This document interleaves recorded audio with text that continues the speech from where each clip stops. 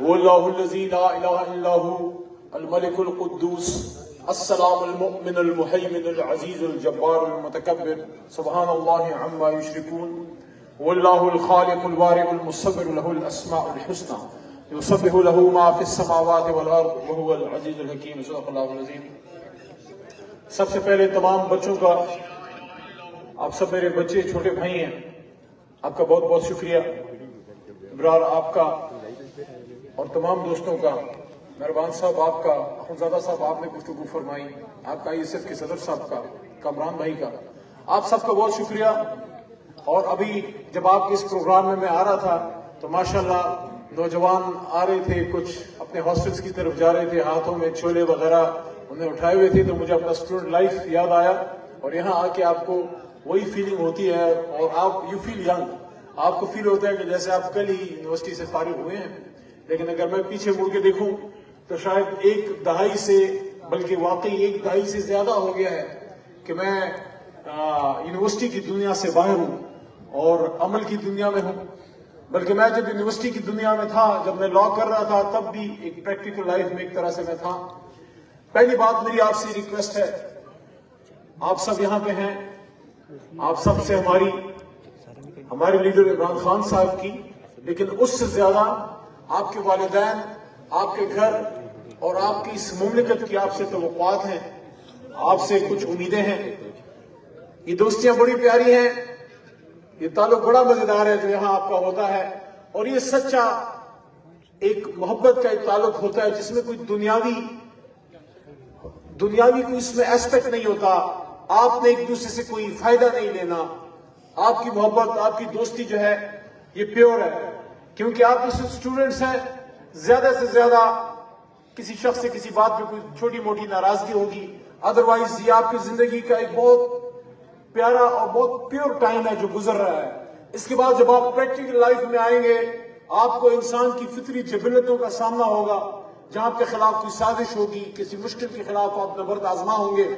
ابھی سے اپنی ٹریننگ آپ کر لیجئے، جس کام کے لیے ہم آئے ہیں، کیونکہ سال 2 سال بعد پھر اس جگہ کو ہم نے چھوڑ جانا ہے، پھر ہم نے کہیں اور جانا ہے، وہاں پھر آپ کے پاس آپ کے ساتھ آپ کی وہ محنت ہوگی جو آپ نے کی ہے۔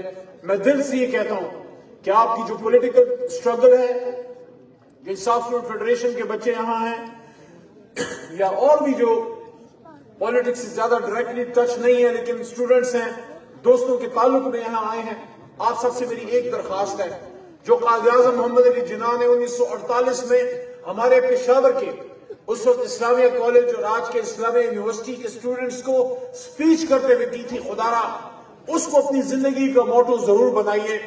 اور اگر کبھی زندگی میں آپ نے قائد کو نہیں پڑھا تو کم از کم یہ فرمان خود آپ نیٹ پہ جا کے جب آپ خود سرچ کرتے ہیں، اسکول میں استاد کا پڑھایا ہوا ایک اور چیز ہے، اور خود جا کے ایک سرچ کر کے چیز نکالنا ایک اور چیز ہے۔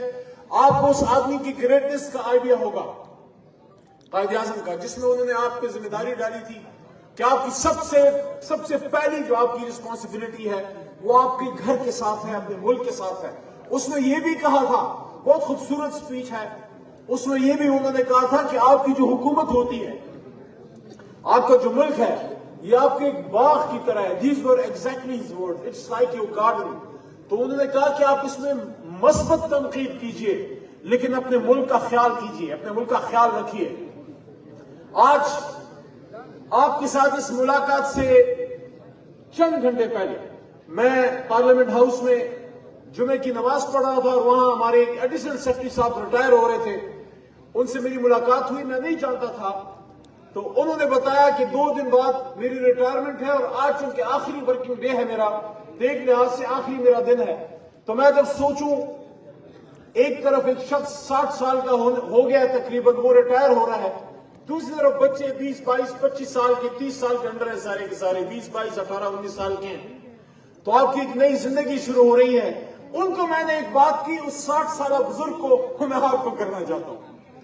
ان کو میں نے یہ عرض کیا کہ سر، میں ہمیشہ منسٹری میں بھی جو آفیسرز ہوتے تھے میں ان کو بہت رسپیکٹ دیتا تھا، ہاں کام کے معاملے میں کوئی کمپرومائز نہیں تھا، لیکن میں اپنے دفتر میں، جو میرا دفتر نہیں تھا آپ ہی کا تھا، خان صاحب کی برکت سے مجھے اللہ نے دیا تھا، میں ہر افسر کے جب وہ میرے آفس آئے میں کھڑے ہو کے ملا ہوں، میں نے اس کو رسپیکٹ دیے، کام پہ کبھی کمپرومائز نہیں کیا۔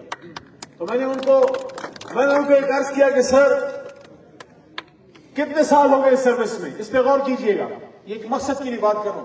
کہتے ہیں کہ 40 سال ہو گئے. میں نے کہا کوئی پتہ لگا ان 40 سالوں میں؟ تو یہ مت سوچئے کہ اب آپ کی زندگی ختم ہو رہی ہے، آپ کی زندگی کا ایک فیز ختم ہو رہا ہے.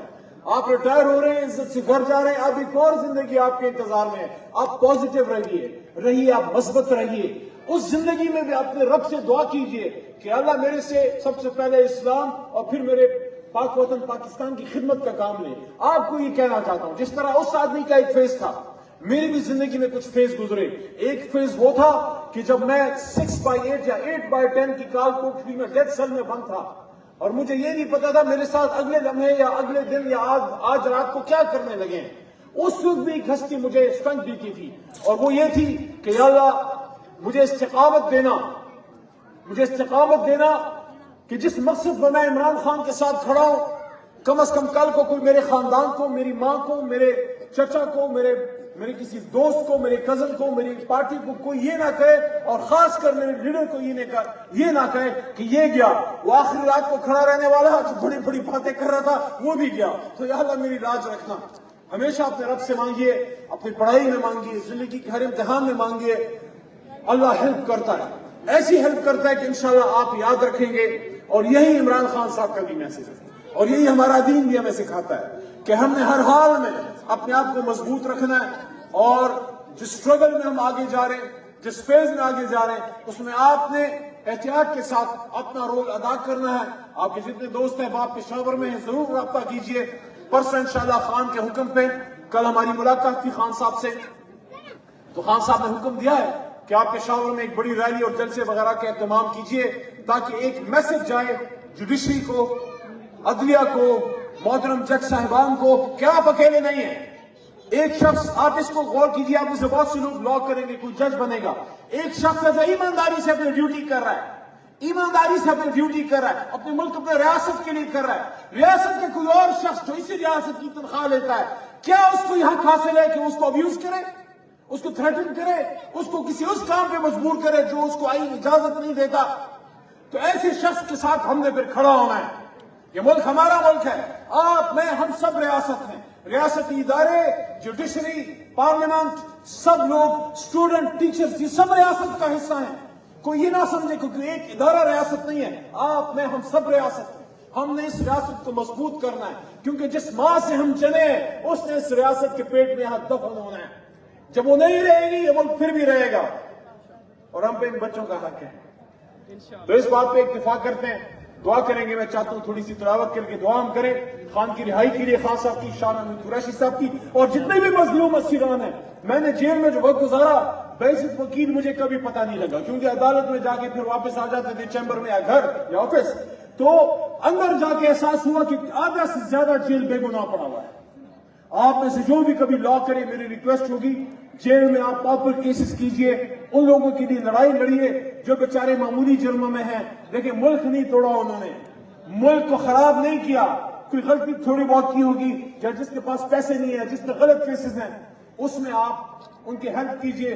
اور اس ہیلپ میں، اس مدد میں ریاض مہربان صاحب جیسے سینئرز موجود ہیں، ان سے آپ گائیڈنس لے سکتے ہیں. میری آپ سے درخواست ہوگی زندگی کا ہر قدم جب اٹھائیں یہ ضرور ذہن میں رکھیں کہ پیچھے آپ کے والدین اور ملک آپ کی طرف اور آپ کا اللہ آپ کی طرف دیکھ رہا ہے. اللہم صلی وسلم وبارک علی سیدنا محمد وعلی آل محمد. ہم دعا کرتے ہیں، افطار کا وقت قریب ہے، پاکستان کی بقا کے لیے دعا کرتے ہیں کہ اللہ جس مقصد کے لیے یہ پاکستان بنایا وہ مقصد ہماری زندگی میں ہمارے ہاتھ سے حاصل فرما. یا اللہ ہمیں ہمارے بزرگوں سے ہم نے سیکھا کہ پاکستان کا مطلب کیا، لا الہ الا اللہ. تو یا اللہ اس کو لا الہ الا اللہ کے نام پہ چلا. یا اللہ اس پہ قرآن کا نظام لے کے آ، اور جن طاقتوں سے ہم نے یہ آزادی حاصل کی تھی، یا اللہ ہمیں ان کی ذہنی غلامی سے آزادی فرما.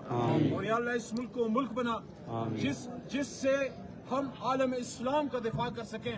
آج فلسطین میں جو ظلم ہے، اس طرح اتنے عمر کی چھوٹی بچیاں جو زخمی اور مردہ حالت میں پڑی ہوئی ہیں، یا اللہ اس کا تو ہم سے پوچھے گا. ہمیں اتنی طاقت، اتنا شعور، اتنی حکمت عطا فرما کہ ہم فلسطین کی، کشمیر کی لڑائی لڑ سکیں، ان کا دفاع کر سکیں. لیکن اس سے پہلے یا اللہ پاکستان کو مضبوط فرما. ربنا لا تؤاخذنا ان نسینا واخطأنا ربنا ولا تحمل علينا إصرا كما حملته على الذين من قبلنا ربنا ولا تحملنا ما لا طاقة لنا به واعف عنا واغفر لنا وارحمنا أنت مولانا فانصرنا على القوم الكافرين آمين.